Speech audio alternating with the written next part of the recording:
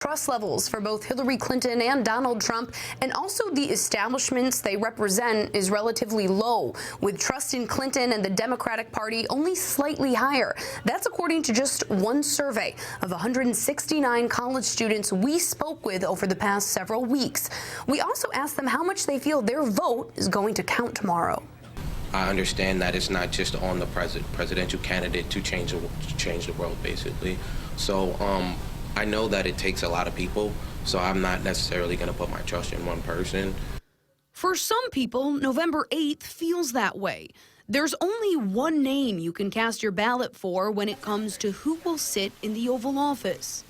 Are you voting in this election? Yes, I plan on it. Who are you going to vote for? I plan on voting for Hillary Clinton. It's incredibly hard for either a Democrat or a Republican to find any form of trust within either of the candidates, and I think that's really hard because it puts a lot of good voters in a very bad situation. News 4 asked 169 college students from Buffalo State, UB, and Canisius how much they feel their vote counts.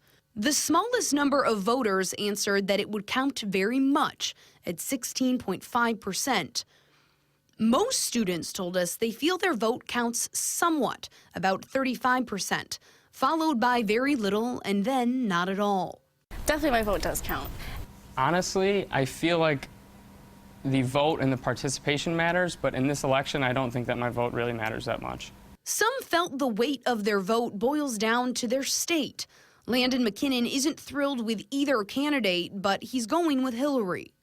If I think that Donald Trump would be much worse for 4 years than Hillary Clinton, then I really don't have an option at this point. You know, I can vote for an independent candidate like Gary Johnson, but it's not really going to do too much because that vote, you know, it doesn't mean anything in this state. McKinnon says when he goes to the polls, he's thinking most about income inequality.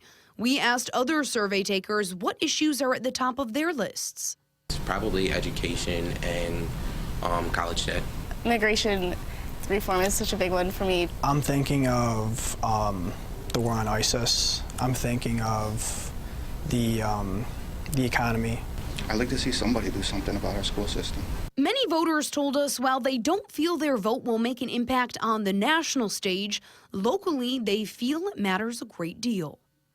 This election has been described as being one of the most polarizing cycles in modern American history. And with social media, everyone's opinions are freely out there. A lot of the young voters told us that this made the election even harder and has created more divisions between them socially. To see both parts of our candidate trust coverage, just head to our website, WIVB.com, and click on the election page. In the newsroom, Jen Shantz, News 4.